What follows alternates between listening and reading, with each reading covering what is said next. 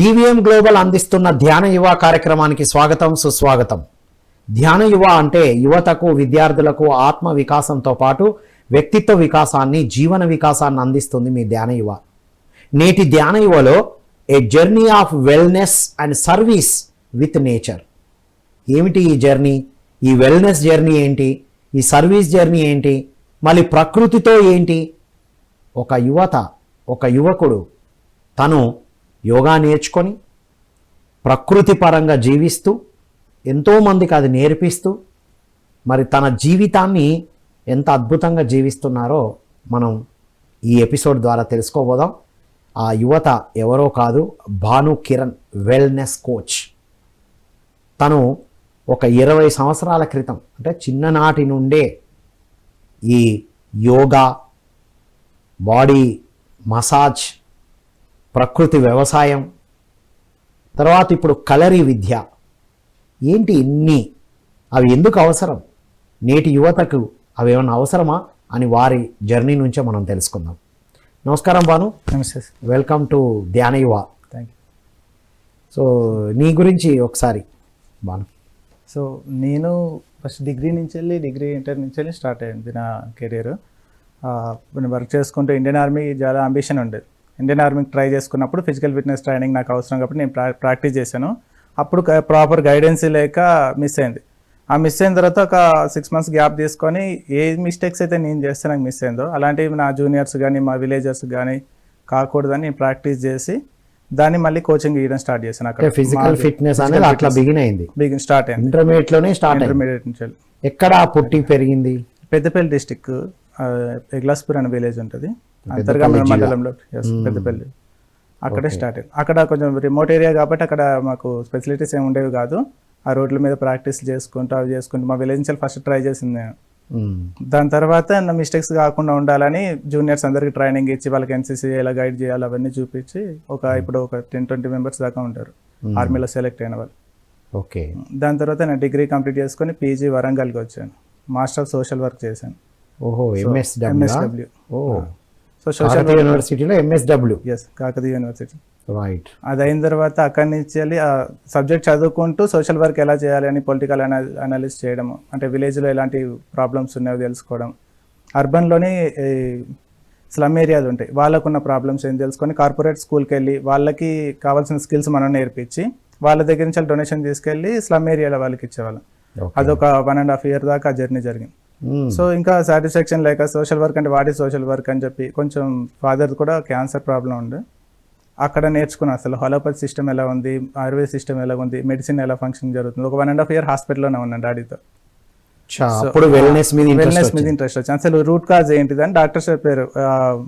Healthy food లేకపోవడం, fertilisers వల్ల problem, మన యూజ్ చేసిన ఫెర్టిలైజర్స్ వల్ల అని ఒక బ్యాడ్ హ్యాబిట్స్ వల్ల ఒక్కొక్క రీజన్ తెలుసుకున్నాను. అంటే ఒక మనిషిని ఇన్ఫ్లుయెన్స్ చేయడానికి ఎన్ని రకాల ప్రాబ్లమ్స్ ఉన్నాయి అన్నీ ఒక్కొక్కటి అనలైజ్ చేసుకుని వచ్చాను. దాని తర్వాత ఫస్ట్ మనకు కావాల్సింది అంటే భూమి, ఫుడ్. సో నేచురల్ ఫార్మింగ్ లోకి దిగాను. నాకు తెలిసి పండించేది సరిగ్గా ఉండాలి, ఆ తినే విధానం సరిగా ఉండాలి, సరి అయిన ఆహారం ఉంటే ఆరోగ్యం ఉంటదని కనుక్కున్నాం మీ అనుభవంతో. ఆహారం ద్వారా భూమి కూడా పాడవద్దు, అది కూడా ఎఫెక్ట్ అవుతుంది. ఆ ఫెర్టిలైజర్స్ వల్ల ఎయిర్ పొల్యూషన్ అవుతుంది, వాటర్ పొల్యూషన్ అవుతుంది. చెరువులు, ఇప్పుడు చాలా వరకు చెరువుల్లో మట్టి చాలా మంచిది అంటారు. ఇప్పుడు ఆ ఎయిర్ కెమికల్ వాటర్ అంతా చెరువుల్లోకి వెళ్ళి చెరువుల్లో నాశనం అవుతున్నాయి. కెమికల్ వాటర్ ఎక్కింది. ఇప్పుడు వినాయక చవితి అప్పుడైతే ఇవన్నీ మొత్తం ప్లాస్టర్ ఆఫ్ ప్యారిస్ తీసుకెళ్ళి అందులోనే కదా వేస్తున్నారు మనల్ని. సో అందుకే ఫార్మింగ్ నుంచే స్టార్ట్ చేద్దాం. న్యాచురల్ ఫార్మింగ్ నేర్చుకున్నాను. శివప్రసాద్ రాజు అన్న గురువు గారు ఫార్మింగ్లోనే, ఆయన దగ్గరికి వెళ్ళి నేర్చుకున్నాను.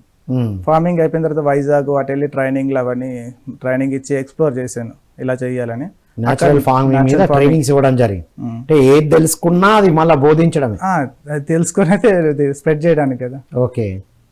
బోధించి అది బాగానే ఉన్న తర్వాత అక్కడ ప్రాబ్లం ఏంటంటే ఫార్మర్స్ అందరికి మీరు చెప్తే మేము మోటివేట్ చేస్తున్నాం కానీ కొనేటోళ్ళు ఎవరు ఉన్నారు? Price marketing.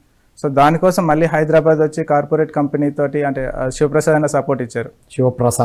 శివప్రసాద్ రాజన్ ఆనే నేను కలిసి కార్పొరేట్ కంపెనీస్ తోటి టైఅప్ అయ్యి రియల్ ఎస్టేట్ వాళ్ళు, ఈ అపార్ట్మెంట్స్ ఉంటారు కదా బిల్డర్స్, వాళ్ళతోటి వాళ్ళకి మార్కెటింగ్ లా ప్లాన్ చేసి అదొక 6 months చేసాను. దాని తర్వాత మహర్షి సినిమాలో చూసినట్టు ఒక అపార్ట్మెంట్స్ అప్పటికి వాళ్ళు రాలేదు. ల్యాండ్ కి Yes. సినిమా రాలేదు కానీ అదే కనబడుతుంది అవును అదే అపార్ట్మెంట్స్ వాళ్ళు మనకు మంచి రైస్ కావాలని భూమికి అడ్వాన్స్ ఇచ్చి చక్కగా వండిచ్చి తీసుకురామని మార్కెటింగ్ ప్రాబ్లం ఉండదు. మార్కెటింగ్ ప్రాబ్లం సో ఐడియా చాలా బాగుందబ్బా. మహర్షి సినిమా రాకముందు నుంచి చెప్తాను అవన్నీ చేస్తాను. మహర్షిలో ఒక ఐడియాగా చూపించింది దాన్ని. అవును వావ్. అది అయిపోయిన తర్వాత ఓన్లీ ఫార్మర్స్కి ఓన్లీ ఫార్మింగ్ నుంచి ఇన్కమ్ రావట్లేదు. అండ్ న్యాచురల్ ఫార్మింగ్ చేయాలంటే ఖచ్చితంగా ఆవు ఉండాలి. ఆవుతోటి ఇంకేం చేయొచ్చు, ప్రోడక్ట్స్ చేయొచ్చు అని కౌ బేస్డ్ ప్రోడక్ట్స్ అవన్నీ నేర్చుకోవడం జరిగింది.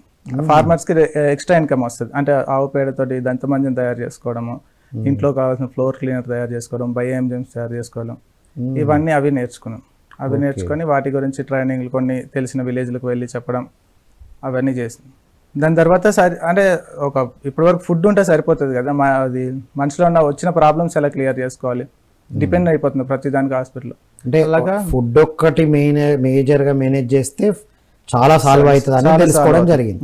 దాని తర్వాత నెక్స్ట్ స్టెప్ ఏంటంటే అది సాటిస్ఫై లేదు, పర్లేదు ఫుడ్ జరుగుతుంది కదా కొందరు, కానీ ఇంకేం తెలుసుకోవాలంటే ఆ స్పాట్ ఇమీడియట్లీ ట్రీట్మెంట్. నాకు చెయ్యి నొప్పి వస్తే ఆపరేషన్లు, స్కానింగ్లు అవన్నీ అక్కడికి పోతే అది సో ఈ కౌ బేస్డ్ ప్రోడక్ట్స్ నేర్చుకున్న పిల్లలని గోమాత సురేష్ అన్న దగ్గరికి వెళ్ళి అక్కడ ఈ మసాజ్ థెరపీస్ టెక్నిక్స్ అవన్నీ నేర్చుకున్నాను. ఏ పెయిన్ వచ్చినా వెంటనే అక్కడ ఉన్న మర్మా స్పెషలిస్ట్ కాబట్టి అవి నేర్చుకొని అక్కడి నుంచి వెళ్ళి మళ్ళీ జర్నీ స్టార్ట్ చేశాను. మర్మా స్పెషల్లీ మర్మా థెరపీ ద్వారా ఏం జరుగుతుంది బాడీకి, నేచర్ ఫార్మింగ్ ద్వారా అర్థమైంది ఏంటి మర్మా. ఫర్ ఎగ్జాంపుల్ బాడీలోని ఒక్కొక్క దగ్గర ఒక్కొక్క ఎనర్జీ పాయింట్స్ ఉంటాయి, అన్లాక్ అయిపోతాయి. అన్లాక్ అయిపోవడం బట్టి దానివల్ల డిజీజ్ మనకు వస్తాయి. ఆ ఎనర్జీని లాక్ అయిపోతే ఆ లాక్ అయిన ఎనర్జీ పాయింట్ని మనం అన్లాక్ చేయాలి. అది ఎంత ప్రెషర్తో చేయాలి, ఎలా చేయాలి, ఏ ప్లేస్లో చేయాలి, అంటే ఎనర్జీని పెంచాలా తగ్గియాలనే టెక్నిక్ ఉంటుంది. అంటే మనుషుల తత్వాలు ఉంటాయి, వాత పిత్త కఫాలు, దాన్ని బట్టి మనము వాళ్ళ బాడీని హై పెంచాలా లో పెంచాలా, వాళ్ళకి ఏ ప్రాబ్లం ఉంది, ఎలా ట్రీట్మెంట్ చేయాలని అనలైజ్ చేసి తర్వాత ట్రీట్మెంట్ చేస్తాం. అంటే వాళ్ళ సఫరింగ్ ని బట్టి ఉంటుందా లేకపోతే ఆ తత్వాలను బట్టి? సఫరింగ్ తత్వం రెండు చూసుకోవాలి. ఆ కండిషన్ అప్పుడున్న కండిషన్. అంటే చాలా మంది మర్మా థెరపీ అంటే పాయింట్ పట్టి నొక్కడం అది కాదు, అది కాదు. ఫస్ట్ అనలైజింగ్ చేయాలి, మనిషిని అర్థం చేసుకోవాలి. ప్రాబ్లం ఏంటి, ఏ దోషాస్ ఉన్నాయి, ఫస్ట్ తన ప్రాబ్లం ఏంటిది, తనకున్న ఏ దోషాలు ఉన్నాయి, దాని తర్వాత తనకి ఎలాంటి ప్రాబ్లమ్స్ వల్ల ఈ ప్రాబ్లం వచ్చింది, రూట్ కాజ్. ఒక మెంటల్ డిసీజ్ వల్ల వచ్చిందా, లేకపోతే ఎప్పుడైనా యాక్సిడెంట్ వల్ల వచ్చి మజిల్ మెమొరీ అని ఒకటి ఉండిపోతుంది. ఎప్పుడో జరిగిన యాక్సిడెంట్ మెమొరీ అలా ఉండిపోయి కొన్ని సంవత్సరాల తర్వాత మనకు ట్రిగర్ అవ్వడం స్టార్ట్ అవుతుంది. అలాంటివి కూడా తెలుసుకొని అక్కడి నుంచి వెళ్ళి మైండ్ని ప్రిపేర్ చేసుకుంటూ మళ్ళీ ఇది ట్రీట్మెంట్ చేయాలి. సో ఇది వెల్నెస్. అందుకే హెల్త్ కాదు, హెల్త్ కాదు, ఇది వెల్నెస్. వావ్. సో అది పెయిన్ రిలీఫ్ గురించి తెలుసుకున్నాం. కానీ ప్రతిదానికి పెయిన్ రిలీఫ్ మీద ఆధారపడిపోతే పెయిన్స్ రాకుండా ఎలా చూడాలి, అసలు ప్రతి ఎవడో ఒకటి చేసుకుని ఉండలేం కదా. వచ్చినాక చేసేదానికి తెలుసుకున్నాం. ఒకటి ఎట్లా వస్తుందంటే జీవితంలో మనిషి ఎలా ఏం కావాలనే దానిలో సర్చింగ్ లోనే ఇవన్నీ వచ్చినాయి. ఇప్పుడు పెయిన్ వచ్చినాక కాదు, రాకుండా ఏం చేయాలి, next level. Next level yoga గురించి వచ్చి యోగా నేర్చుకున్నాను, యోగా టీచింగ్ స్టార్ట్ చేశాను. ఇప్పుడు యోగా క్లాసెస్ కూడా చెప్తున్నాను. యోగా ఒక్కొక్క బాడీ తరపున కొన్ని రోజులు పర్సనల్ క్లాసులు చెప్పాను, ఓన్లీ ప్రాబ్లమేటిక్ ఉన్న వాళ్ళకే. ఇప్పుడు జనరల్ గా అందరికీ స్టార్ట్ చేశాను, అందరికీ అవసరం. థెరపీటిక్ పర్సనల్ గా చెప్తాను, ఒకరికి వాళ్ళకి ఏం కావాలో బాడీ. తర్వాత జనరల్ యోగా అందరికి బేసిక్ యోగా ఆసనాలు, శక్తి పెంచల ఆసనాలు ఉంటాయి, ఇవన్నీ నేర్పిస్తున్నాను. ఇది ఈ క్రమంలోనే స్ప్రెడ్ అవ్వడానికి విలేజ్ టౌన్, జగిత్యాల చిన్న చిన్న టౌన్స్ ఉంటాయి కదా, ఆ టౌన్లోకి వెళ్ళి వర్క్ షాప్స్ పెట్టడము, అక్కడ మసాజ్ ట్రీట్మెంట్లు చేయడము, అంటే యోగా క్యాంప్ పెట్టి ఇవన్నీ వాటిలో అందించి దాంతోపాటు నేచురల్ ఫార్మింగ్లో పండించిన ఫుడ్ తినండి అని వాళ్ళకి ప్రమోట్ చేయడం. ఫార్మర్స్ ఎవరికైనా వస్తే వాళ్ళకి చెప్పడం, ఈయన దగ్గర నేచురల్ ఫార్మింగ్ ఉంటుంది, అది పండిస్తాడు, మీరు కొనండి. నువ్వు 10 మంది వస్తే ఒక రైతు ఉన్నాడు అనుకో, ఆ రైతుకు మోటివేట్ చేయడం, వీళ్ళకి 10 మందికి అమ్ము అని. అలాగే వీటన్నిటిని ట్రాన్స్ఫర్మేషన్ చేసుకుంటూ అంటే కొనే వాళ్ళను, తయారు చేసే వాళ్ళను కూడా ఏకం చేయడం అనేది జరుగుతుంది. కానీ ఎవరు నేను ఒక ఫార్మర్కి వెళ్ళి చెప్తే ఎవడు మాట్లాడాడు. అదే ఇప్పుడు ఒక డాక్టర్ పొజిషన్ లేకపోతే వెల్నెస్ కోచ్ పొజిషన్ లో వెళ్తే ఓకే బాను చెప్పాడు కాబట్టి అవి తినద్దు అనే అవేర్నెస్ వస్తుంది. అంటే మనకు ఎగ్జాక్ట్లీ అది నిజం. సో ఫస్ట్ నేను ట్రైనింగ్ ఇచ్చిన తర్వాత నాకు అర్థమైంది, ఒక ఫార్మర్ గుండి చెప్పినా లేకపోతే ఒక ప్రమోటర్ బిజినెస్ కార్పొరేట్ వాళ్ళతో లింకప్ దూరం అవడానికి కూడా రీజన్ అదే. నా బిజినెస్ కోసమే నేను చేస్తున్నాను ఫీలింగ్ వచ్చింది, ఒక వాల్యూ ఉండదు నేను చెప్పిన మాటకి. సో ఒక యోగా ఇన్స్ట్రక్టర్గా లేకపోతే వెల్నెస్ ప్రాబ్లం వల్ల వాళ్ళ ప్రాబ్లమేటిక్ని అర్థం చేసుకొని బాడీ గురించి నేను చెప్పగలిగితే వాళ్ళకి అర్థమవుతుంది వాట్ ఈజ్ లైఫ్ అని. వండర్ఫుల్. సో అక్కడి నుంచి వెళ్ళి ఈ యోగా ఫీల్డ్లోకి వచ్చాను. అది అంటే ఇప్పుడు యోగా ద్వారా మనకు బాడీలో ఆ పెయిన్స్ రాకుండా కొంతవరకు ఆ ఎనర్జీ సెట్టింగ్ అంతా జరుగుతూ ఉంటుంది రాకుండా ఉండడానికి అంటే యోగా అంటే ఓన్లీ బాడీ అని కాదు, మెంటల్గా ఫిజికల్గా రాకుండా ఉండడానికి. ఎందుకంటే మసాజ్ థెరపీలో నేను తెలుసుకున్న విషయం ఏంటంటే, నాకు ఎక్స్పీరియన్స్ ఓన్లీ పెయిన్స్ అన్ని ఓన్లీ ఫిజికల్ పెయిన్స్ కాదు, చాలా మెంటల్ పెయిన్స్ ఉంటాయి. హెడేక్లోనే సగం మెంటల్ పెయిన్సే ఉంటాయి. ఏదో ప్రాబ్లం, ఇంట్లో ప్రాబ్లం వస్తుంది, దాన్ని అప్పుడు క్లియర్ చేసుకోకుండా స్టోరేజ్ చేసుకుంటాం. ఆ స్టోరేజ్ చేసుకునే అన్ని అది జరిగింది కదా అని బ్లాకేజ్ అలా బ్రెయిన్ నుండి బ్యాక్ సైడ్ మెడ లాగడం, నొప్పి పెట్టడం, షోల్డర్ స్ప్రెడ్ అయితే ఒక దగ్గర బ్లాక్ అయినది రేడియేట్ అవుతా ఉంటది. ఇప్పుడు కొందరు ఉంటారు ఫ్యామిలీ భారాన్ని మొత్తం నేనే మోస్తాను, హౌస్ వైఫ్స్ కొందరు ఉంటారు, మొత్తం బరువంతా నాదే ఉంది, అన్ని పనులు నేనే చేస్తున్నా అని హై టెన్షన్స్లో ఉంటారు. వాళ్ళకి మోకాలు నొప్పులు ఎక్కువ వస్తూ ఉంటాయి. సో ఫ్యామిలీ వీళ్ళు ఉంటారు మెయింటైన్ చేసే, ఇప్పుడు హస్బెండ్ వాళ్ళకి ఏంటిది, నాకు బ్యాక్ సపోర్ట్ ఏం లేదు, నేనే కష్టపడాలి, అన్నీ నేనే చేయాలి, ఫినాన్షియల్గా నా ఫ్యామిలీని మొత్తం లాగుతున్నానే బరువు, అంటే రియల్గా బట్ ఆ వెయిట్ వాళ్ళు మోస్తున్నారు. మైండ్ మీద ఎక్కువ శాతం cervical problems, cervical and back pain. So ఇలాంటి ఎమోషనల్ అన్లాక్ చేయడానికి కూడా యోగా యూజ్ అవుతుంది. ఇప్పుడు షోల్డర్ పెయిన్ ఎక్కువ సఫర్ అవుతున్నారు కదా ఉమెన్. ఇప్పుడు షోల్డర్ పెయిన్ వీళ్ళకు కుకింగ్ ప్రాబ్లము, కుకింగ్ అలైన్మెంట్ లేకపోవడము, అండ్ వాళ్ళకి పిల్లల్ని ఎత్తుకునే వాళ్ళకి ఎక్కువ మంది చూశాను. అండ్ ఇంకో చాలా మంది ఉమెన్స్ ఏంటంటే సైడ్కి తిరిగి పడుకోవడం అలవాటు. ఆ సైడ్ తిరిగే అలవాట్ల వల్ల ఫ్రోజన్ షోల్డర్స్ వచ్చిన ప్రాబ్లం ఉంటుంది. కొందరికి చెయ్యి ఇలా పెట్టుకొని పడుకునే అలవాటు ఉంటుంది. వాళ్ళకి పడుకునే పోస్చర్ వల్ల కూడా ఇవి వస్తాయి షోల్డర్ పెయిన్స్. అవి అంటే మనకి పడుకునే పోస్చర్ వల్ల, అంటే అంతకుముందు కూడా పడుకునేవారు, మరి ఇష్టం సార్ ఎప్పుడు రాలే అంటే హీల్ చేసుకునే కెపాసిటీ తగ్గిపోయింది బాడీకి, ఇమ్యూనిటీ లేదు బాడీలో. మనకి వ్యాక్సిన్స్, మెడిసిన్స్, ఫుడ్ లో పొల్యూషన్ అన్నీ అయిపోయాయి. సో మనం కనీసం ఆ ఎనర్జీ లేదు, హీల్ చేసుకునే ఎనర్జీ లేనప్పుడు హీల్ కాకుండా ఉండాలి, హీల్నెస్ రాకుండా చూసుకోగలగాలి. రాకుండానైనా చూసుకోవాలి, వచ్చినాకనైనా హీల్ చేసుకునే కేపబిలిటీ. అన్ని రకాల ప్యాకేజెస్ ఉన్నాయి మన దగ్గర. వావ్. అంటే ఒక సర్వీస్ లాగా చేయడం అనేది అయితే ఇది అల్టిమేట్. అంటే ఏదో బిజినెస్ లాగా చెప్పినట్టు కాకుండా ఒక కోచే చెప్పాలి. హెల్దీగా ఉండాలంటే పండించే వాళ్ళ దగ్గర కొనండి. ఇప్పుడు రైతులు కూడా ఆరోగ్యంగా ఉండాలి, లాభసాటిగా ఉండాలంటే వాళ్ళు ఇది పండియాలి. అయినా ఇప్పుడు కొనే వాళ్ళు ఉంటే పండించే వాళ్ళు పెరుగుతారుగా, కొనే వాళ్ళకి అవేర్నెస్ పెరగాలి. ఇప్పుడు ప్లాస్టిక్ అవన్నీ ఇప్పుడు అవేర్నెస్ బాగా పెరిగింది, కొంటున్నారు. కానీ ఇప్పుడు కొనేవాళ్ళు, ఇటు ఆర్గానిక్ కొనేవాళ్ళు ఉంటే ఇటు ఎందుకు పెరగదు? ఆర్గానిక్ అంటే బాగా కాస్ట్లీ అయిపోయింది కదా. సో ఆర్గానిక్ కాస్ట్లీ అయిపోవడం రీజన్ అంటే ప్రొడక్షన్ లేకపోవడం, ప్రొడక్షన్ వాళ్ళకు కూడా అవేర్నెస్ లేకపోవడం, అంటే కొనేవాళ్ళు తక్కువ ఉండడం, ఎక్కడ అమ్మాలి ప్లాట్ఫామ్ తెలియకపోవడం, దానివల్ల ప్లాట్ఫామ్ తెలియకపోవడం. ఇంకోటి ఏంటంటే ఈ ఐటీ రిలేటెడ్ వాళ్ళు, ఈ బిజినెస్ వాళ్ళు ఆర్గానిక్ అంటే ఎక్కువ రేటు వెళ్ళి సూపర్ మార్కెట్లో చూస్తారు. సూపర్ మార్కెట్లో అబ్బాయి ఇంత రేటు పెట్టుకుంటున్నారు, నేను కూడా ఒక 50 ఎకరాలు పండిస్తా అని ఫార్మింగ్లోకి దిగిపోతారు. దిగిపోయిన తర్వాత వాళ్ళకి ఫార్మింగ్ హ్యాండిల్ చేయడం రాదు, బ్యాలెన్స్ చేయడం రాక పోయి మళ్ళీ ఆర్గానిక్ రాంగ్, నేను చేయలేను అని ఇట్లాంటి ప్రచారాలు అవుతున్నాయి. యాక్చువల్లీ ఫార్మర్ చేసే వర్క్ ఏంటిది, ప్రొడక్షన్ చేస్తారు, ఆ ప్రొడక్షన్ తింటాడు. ఎప్పుడైతే ఈ ఫార్మింగ్కి డబ్బులు ఆర్థికంగా ఇన్వాల్వ్ అయిపోయింది, కరెన్సీ ఇన్వాల్వ్ అయిందో ఫార్మింగ్లోని, అప్పుడు మనకి రేట్లు రావట్లేదని ఫార్మర్ రేట్లు పెంచడం స్టార్ట్ చేశారు.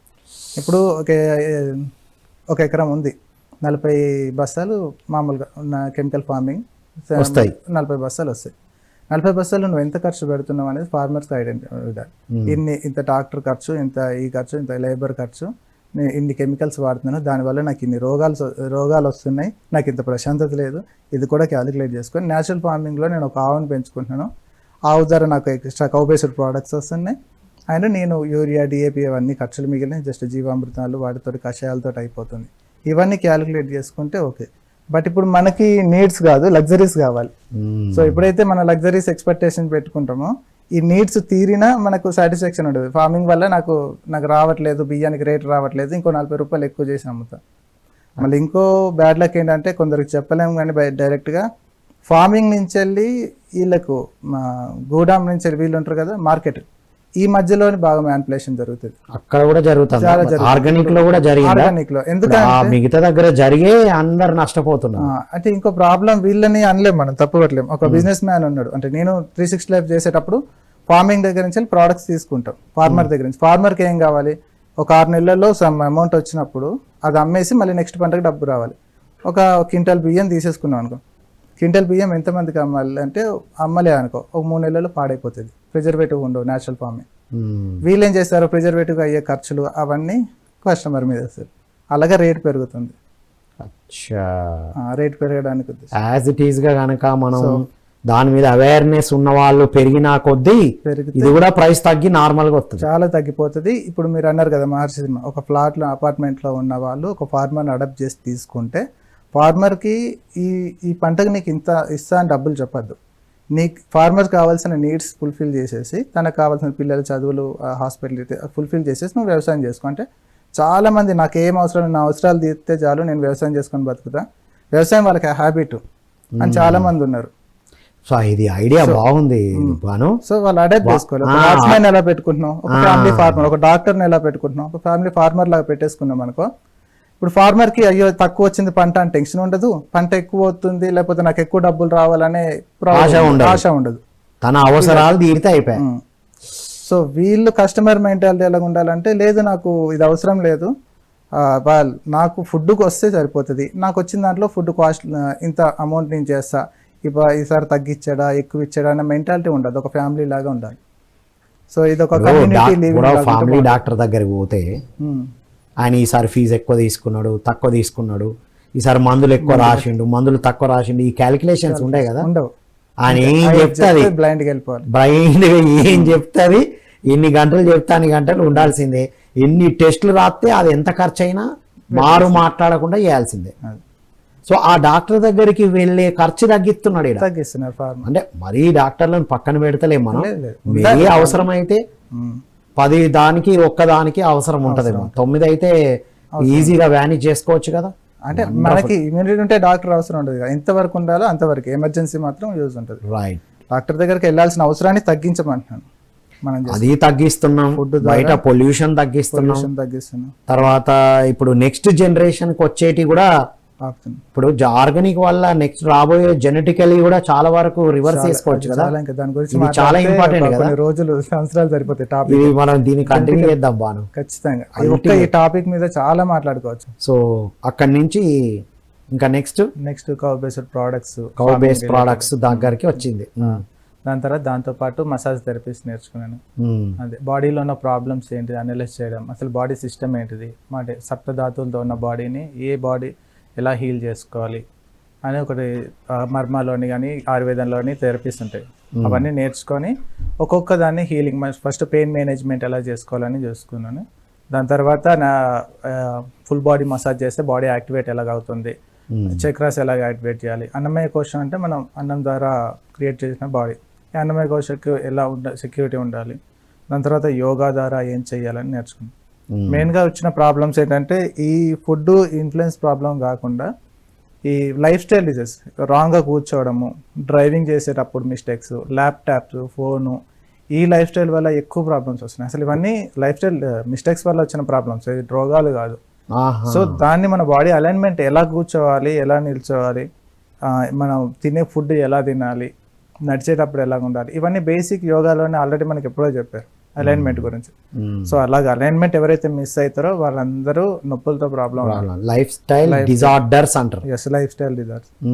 దాని ద్వారా మనం ఈ ఎక్కడెక్కడైతే ప్రాబ్లం ఉందో, ఎక్కడైతే ఎనర్జీ లాక్ అయిపోతూ ఉంటుందో, ఎక్కడ బాడీలోని టెండాన్స్ ఇవన్నీ ఉంటాయి, మజిల్స్, అవి ఏ ప్రాబ్లం వచ్చిందని చూసుకొని దాని రిలేటెడ్లో మర్మ పాయింట్ ఎక్కడ ఉన్నది అది తెలుసుకుంటాం, దాని రిలేటెడ్ ఆక్యుపెంచర్ ఎనర్జీ సెంటర్స్ ఏవి ఉన్నాయి అవి తెలుసుకొని వాటిని ట్రిగర్ చేయడం, ట్రిగర్ చేస్తే అవి ఆన్ అవుతాయి, అన్లాక్ అయ్యి వాటి ద్వారా చాలా తగ్గించచ్చు మన నొప్పులు, బ్యాక్ పెయిన్ ప్రాబ్లమ్స్ కానీ, cervical issues, shoulder pains. Permanent cure అవుతాయా? పర్మనెంట్ అంటే లైఫ్ స్టైల్ డిజార్డర్ కాబట్టి నొప్పి తగ్గించే బాధ్యత మీది, మళ్ళీ అలైన్మెంట్ చేసుకునే బాధ్యత మీది, నొప్పి తగ్గించే బాధ్యత నాది. అది ఇప్పుడు రాకుండా ఉండాలంటే మీరు ఎక్సర్సైజ్ చేసుకుంటూ మీరు ఏ మిస్టేక్ చేస్తారో మేము చెప్తాం, అది చేయకుండా ఉండగలరు. రైట్. ఇప్పుడు యువత కూడా చాలా కూర్చొని ఎక్కువ కూర్చునే చేసే పనులే జరుగుతున్నాయి చాలా మంది కదా. మెయిన్ ఈ టాపిక్ యువత అన్నారు కాబట్టి ఈ యూత్ ఇప్పుడు generation maximum mobile addict, laptop వల్ల ఈ రిప్స్ నెక్ డౌన్ అయిపోయి ఇలా డౌన్లో ఉంటున్నారు కదా, ఇట్లా దీనివల్ల అండర్ కాన్ఫిడెన్స్ వస్తున్నది. ఈ అండర్ కాన్ఫిడెన్స్ వల్ల, ఈ సోషల్ మీడియా ఇన్ఫ్లుయెన్స్ వల్ల వాళ్ళకి ఏదైతే తెలుసో అదే గ్రేట్నెస్ అనుకుంటున్నారు. దాన్ని ఎక్కువ ప్రమోట్ చేస్తున్నారు. అదే గ్రేట్, ఇదే కరెక్ట్ అనుకోండి, ఇది రాంగ్ అని కాదు. నీకు ఫస్ట్ ప్రాబ్లం అంటే నేను చెప్పేది ఏంటంటే నీ బాడీ అలైన్మెంట్లోనే ప్రాబ్లం ఉంది. నీ బాడీ అలైన్మెంట్ ఉంది, నీ స్పైనల్ స్టేట్ ఉంది, లంగ్స్ ఓపెన్ అయ్యి రిప్స్ ఓపెన్గా ఉంటే నువ్వు కాన్ఫిడెన్స్గా కనిపిస్తావు. కాన్ఫిడెన్స్ ఉన్నప్పుడు నీ తప్పును ఒప్పుకోగలుగుతావు. ఇప్పుడు కొందరు నేను మాట్లాడిన యోగా స్టూడెంట్స్ కానీ నేను మాట్లాడిన పిల్లలకి వాళ్ళు చేస్తున్నారు మిస్టేక్స్, వాళ్ళకి తెలుసు. లేదా అందరూ అలానే ఉన్నారు కదా, ఇప్పుడు ట్రెండ్ ఇలానే ఉంది కదా. అంటే ఒక 10 మంది చేస్తే తప్పు రైట్ అయిపోదు కదా. అదే చెప్తాను, ఫస్ట్ నీ బాడీని రెడీ చేసుకో. నీ బాడీ చెప్తుంది రాంగ్ ఏది రైట్ ఏది. నీ బాడీతో నీ బ్రెయిన్ అలైన్ చేసుకో, అది సింపుల్గా తెలుస్తుంది. చాలా మంది చెస్ట్ డౌన్ అయిపోయి ఇలా గోన్ అయిపోయి ఉండిపోతున్నారు, అదొక ఫ్యాషన్ అయిపోతుంది. కంటిన్యూస్ సర్వైకల్ నెక్ ప్రాబ్లమ్స్ ఉన్నాయి. ఇవన్నిటి ప్రాబ్లమ్స్ వల్ల వాళ్ళకి కాన్ఫిడెన్స్ చాలా లో ఉంటుంది. కాన్ఫిడెన్స్ లో ఉన్న వాళ్ళు నా కాన్ఫిడెన్స్ లో ఉంది, దాన్ని ఎలా ఇంప్రూవ్ చేసుకోవాలనే థాట్ రాదు వాళ్ళకి. రివర్స్ ఆర్గ్యూ చేస్తారు, దాన్ని కరెక్ట్ అని ప్రమోట్ చేసుకుంటారు. కరెక్ట్. ఫర్ ఎగ్జాంపుల్ నాకు నచ్చింది అనుకో, ఇదే ఇలా మీ అందరికి మాట్లాడరాదు, ఇదే ఫ్యాషన్ అని నేను చెప్తా. నా అలాంటి నచ్చిన వాళ్ళు 10 మంది చెప్తారు. సో అదొక ట్రెండ్ అవుతుంది. నార్మల్ మాట్లాడేటట్టు కూడా నత్తిగా మాట్లాడడానికి ట్రై చేస్తారు. ఈ ట్రెండ్ సోషల్ మీడియాలో ప్రస్తుతం జరుగుతుంది. అందుకని నేను స్టూడెంట్స్ తోటి ఇంటరాక్ట్ అవుతూ ఉంటా. క్యాంపులు పెట్టినప్పుడు కొన్ని కాలేజెస్, స్కూల్స్ వాళ్ళతో పర్సనల్గా మాట్లాడుకున్నప్పుడు వాళ్ళ ఒపీనియన్స్ అన్ని చెప్తే వాళ్ళ మాటలు ఒకటి, ఈ మాట్లాడడానికి వాళ్ళ బ్యాక్గ్రౌండ్ ఏమున్నది, ఏ థాట్ ఉంటే మాట వచ్చిందని ఆలోచిస్తే ఇలాంటివన్నీ బయటకు వస్తాయి. వావ్, అంటే టోటల్ ఒక యువత విద్యార్థి వెల్నెస్ స్టడీస్తో పాటు తన బాడీని, తన ఎనర్జీని, తన మైండ్ని అర్థం చేసుకుంటూ జీవించడం అనేది నేర్పించడం జరుగుతుంది. ఇంకా తద్వారా వాళ్ళ పేరెంట్స్ కనుక ఫ్యామిలీ బ్యాక్గ్రౌండ్ ఫార్మర్స్ అయితే ఎలాంటి పంటలు పండియచ్చు. అసలు ఇంకా ఈ జనరేషన్కి అసలు పంటలు అనేది పండిస్తే వస్తుంది అనేది తెలియాలి కదా. షాప్లో బ్యాగ్ల ద్వారా మిల్క్ ఎట్లా వస్తాయి అంటే చెప్తాడు కదా వాడు సినిమాలో, ప్యాకెట్లలో వస్తాయి అని. అది కూడా మనం చెప్పాల్సిన అవసరం ఏర్పడుతుందా కొంత వాళ్ళకి? ఖచ్చితంగా. పిల్లలకైతే లేదు, స్కూల్ పిల్లలకి ఎవరికి తెలియదు. సిటీలో పుట్టి అమెరికాలో పుట్టిన వాళ్ళకి అస్సలు తెలియదు. ఇంకా సిటీలో కాదు, పల్లెటూరులో ఉన్న వాళ్ళు కూడా మట్టి అంటే డట్టి అనే ఫీలింగ్ ఉంది చాలా మంది. షూస్ వేసుకొని టై వేసుకొని బస్సు వస్తుంది ఇంటి ముంగట, బస్సులోనే వెళ్ళి వస్తారు. వాడు పల్లెటూరులోని పక్కనే పొలాలు ఉంటే ఆ పొలాల నుంచి ఫుడ్ వస్తుంది అని, మట్టి వల్లే వస్తుంది అని కూడా అవేర్నెస్ కూడా లేదు. వస్తుంది, రైతులు పండిస్తున్నారు అనే ఫీలింగ్ ఉండదు. పల్లెటూరు రుమేడ్ ఏరియా మా విలేజ్ లో పిల్లలు షూస్ చెప్పు లేకుండా బయటకు వెళ్ళరు, మట్టి వద్దరు. మా అన్నయ్య పిల్లలు అనుకుంటే నేను ఫోర్స్ చేశాను బుడదలో దింపడం అవన్నీ ఇప్పుడు అలవాటు చేస్తున్నాను వాళ్ళకి. మట్టి ముట్టుకోరు, మట్టి ముట్టుకున్నా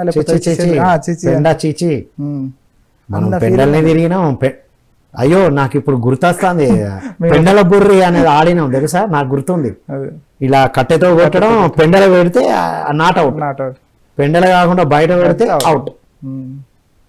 అలా ఆడిన రోజుల నుంచి మనం పెండ అంటే చీచి, మట్టి అంటే చీచి దాకా పోయింది. మేమేం చేస్తామంటే వెల్నెస్లోని ఈ మట్టి వాల్యూ చెప్పడానికి వాళ్ళకి ధాతువులు ఉంటాయి. ఎర్త్ రిలేటెడ్ ఏదైనా ధాతువు తక్కువైనప్పుడు మడ్ బాతులు చేపిస్తాం, పేడతో స్నానాలు చేపిస్తాం. పేడతో స్నానాలు చేసినప్పుడు బాడీ చాలా యాక్టివేట్ అవుతుంది, బాడీలో హీట్ తీసేస్తుంది. ఆవు పేడ, స్వచ్ఛమైన ఆవు పేడ ఉండాలి. మళ్ళీ ఇది జెర్సీది అయ్యి ఉండకూడదు. అండ్ ఆవుకి కెమికలైజ్ ఇంజెక్షన్ ఇవ్వకుండా ఉండాలి. హార్మోన్స్ ఇంబ్యాలెన్స్ ఇంజెక్షన్స్ ఇస్తారు చాలా మంది. డైరీ ఫామ్లో ఉన్న ఆవులు కాకుండా స్వచ్ఛంగా రైతుల దగ్గర పెరిగే ఆవులు ఉంటాయి కదా, ఫారెస్ట్లో తినే ఆవులు, లేకపోతే కొందరు మెయింటైన్ చేస్తున్నారు మంచిగా ఆవులు పచ్చగడ్డ, అలాంటి వాళ్ళు ఆ పేడని తీసుకొని బాడీకి మొత్తం రాసుకున్న హీల్ అవుతుంది. చాలా వరకు రోగాలు పోతుంది, స్కిన్ ఇన్ఫెక్షన్స్ పోతున్నాయి, బాడీలో ఓవర్ హీట్ జనరేట్ అయిన వాళ్ళకి తగ్గిపోతుంది.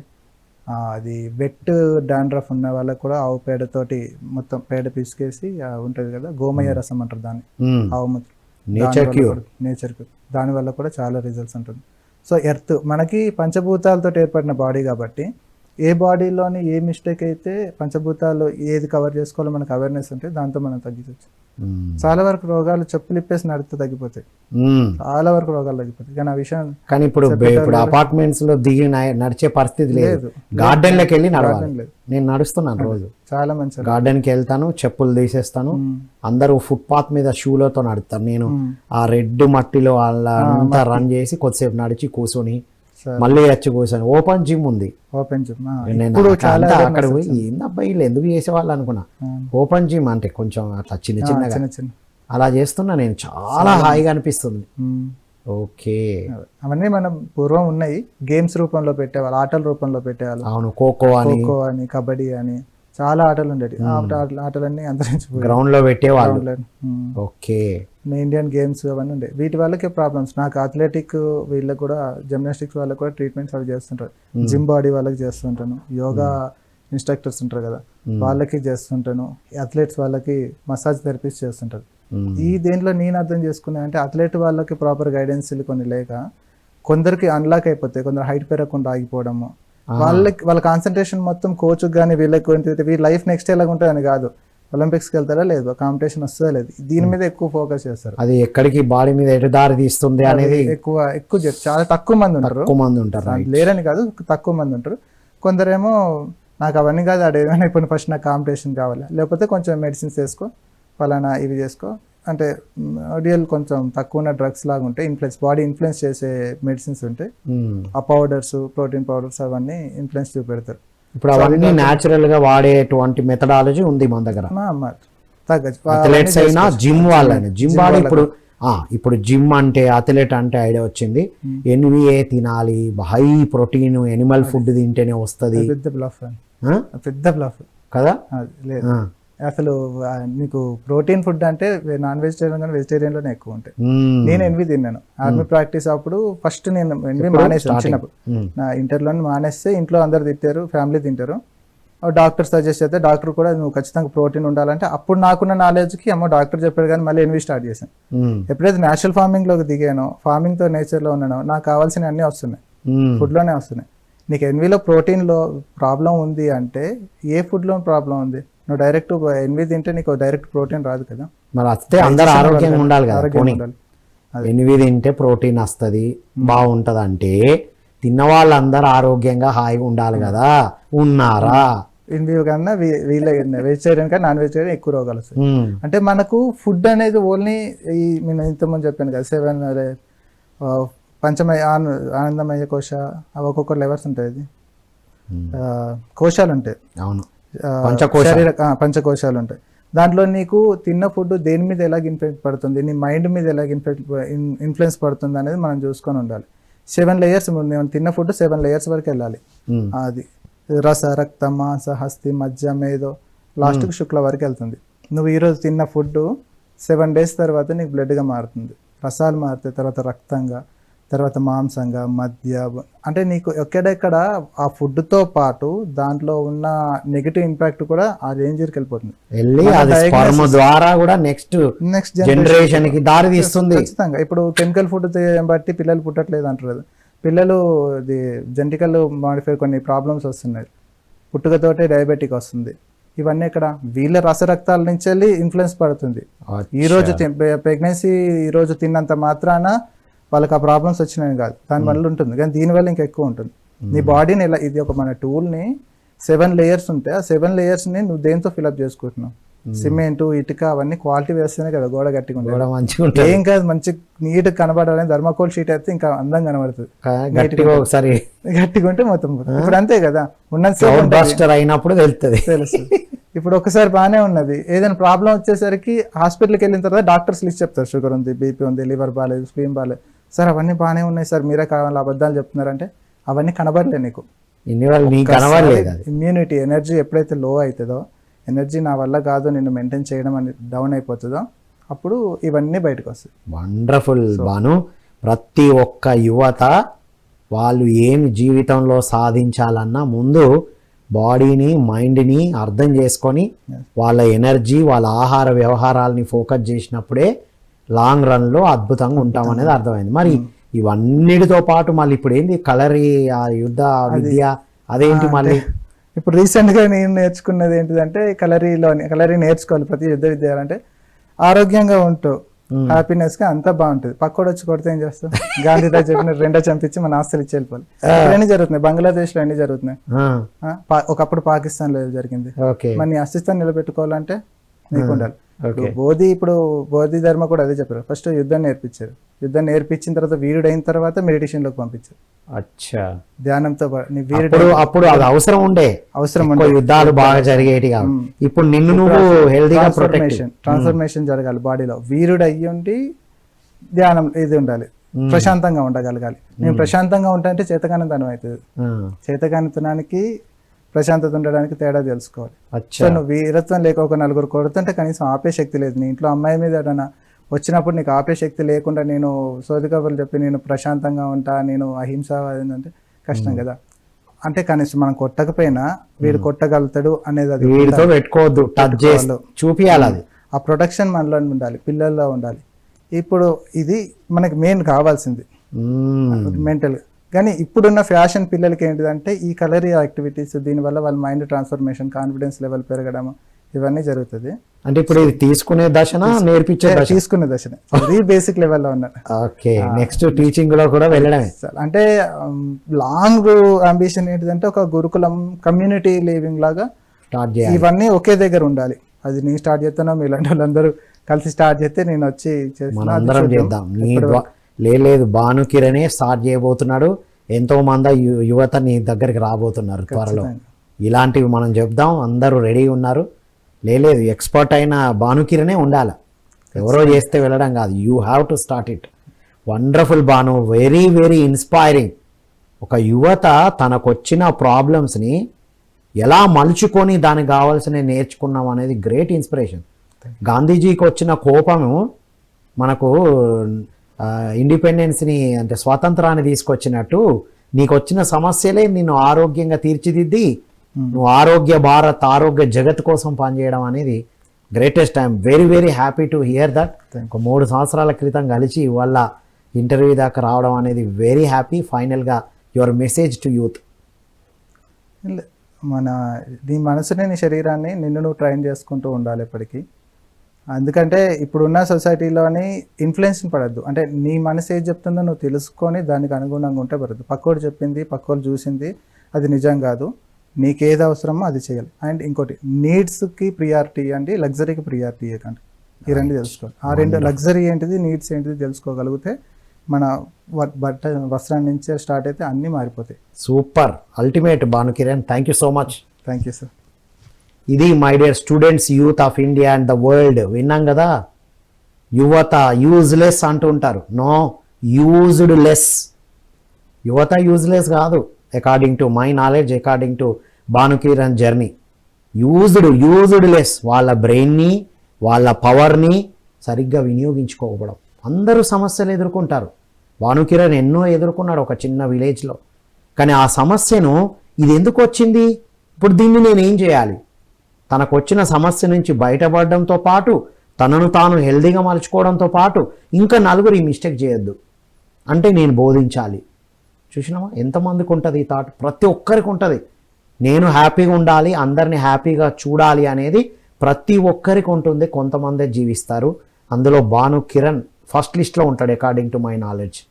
కాబట్టి my dear students, youth of India and the world, వారు చెప్పినట్టు నీ బాడీని, మైండ్ని అర్థం చేసుకోవడం, నీడ్స్కి, లగ్జరీకి తేడా అర్థం చేసుకొని జీవిస్తే మీరు అనుకున్న లక్ష్యాన్ని సాధిస్తారు. లక్ష్యం సాధించిన తర్వాత, లక్ష్యం ఏం ఫైనల్ కాదు కదా, దాని తర్వాత ఆనందంగా, ప్రశాంతంగా జీవించడానికి ఇవన్నీ ఉపయోగపడతాయని కోరుకుంటూ, ఈ ప్రోగ్రాం చూసిన ప్రతి ఒక్క యువత ఎవరెవరు రిజొనేట్ అయ్యారో భానుకిరణ్తో పాటు మనందరం ఇలాంటి ఒక పెద్ద గురుకులాన్ని మనం తయారు చేయాలి. న్యాచురల్ ఫార్మింగ్ యువతే స్టార్ట్ చేయాలి, అందులో యువతే కోచ్లుగా ఉండాలి. రైట్, మాలాగా లేటుగా తెలుసుకున్న వాళ్ళందరూ మీ దగ్గరికి రావడానికి సిద్ధంగా ఉన్నాం. మేము ఆశ్రమ ధర్మం పేరుతో మీరు మాకు అందియాలని నా విష్, ఇది నా నీడ్. కాబట్టి my dear students, youth of India and the world, so మరొక అద్భుతమైన విషయంతో మాస్టర్తో మళ్ళీ కలుద్దాం. అంతవరకు సెలవు. Thank you all.